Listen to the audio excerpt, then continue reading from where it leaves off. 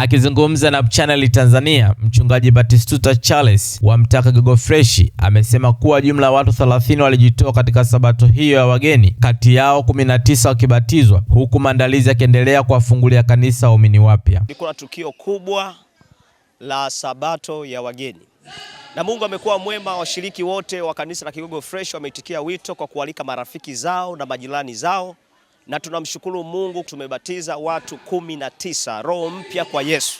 Maana wengine wamejitoa, lakini wameomba waendelee kujifunza, na idadi yao jumla inaleta watu 30. Tunatamani kuwafungulia kundi lao jipya pale eneo la Kimani kulingana na location yao wanakotokea.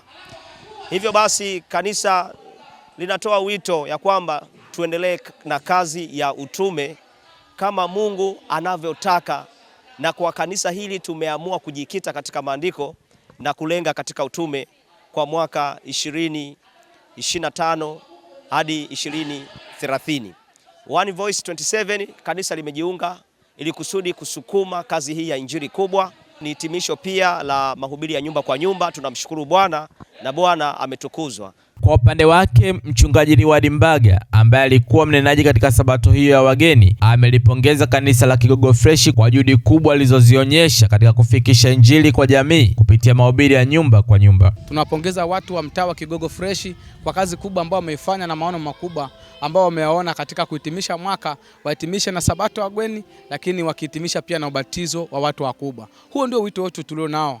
Naye mmoja wa wainjilisti walioshiriki katika mahubiri hayo amesema kuwa uinjilisti wa nyumba kwa nyumba unatoa fursa ya kuwafikia hata watu ambao kwa njia za kawaida ni vigumu kuwafikia, na hivyo kuwatia moyo waumini kutenga muda wao kwa ajili ya kazi hiyo.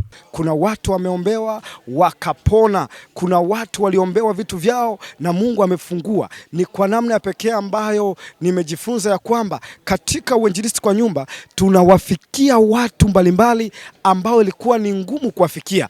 Ndugu Joseph Msigala, mmoja wa waliobatizwa, amesema kuwa aliguswa na ujumbe uliokuwa ukifundishwa kwa uthibitisho wa maandiko matakatifu, jambo lilomshawishi kuchukua uamuzi wa kubatizwa. Kwa bahati nzuri au mbaya, tumekutana na watumishi katika mtaa wetu, wakawa wanatuhubiria injili, sio yanatoka tu midomoni mwao, ni maneno yanayotoka katika vitabu vya Mungu, na ni kitu pekee ndicho ambacho kimenishawishi. Nipende kushukuru kwa sababu nimepokea ubatizo, nimefurahi sana kwa hilo.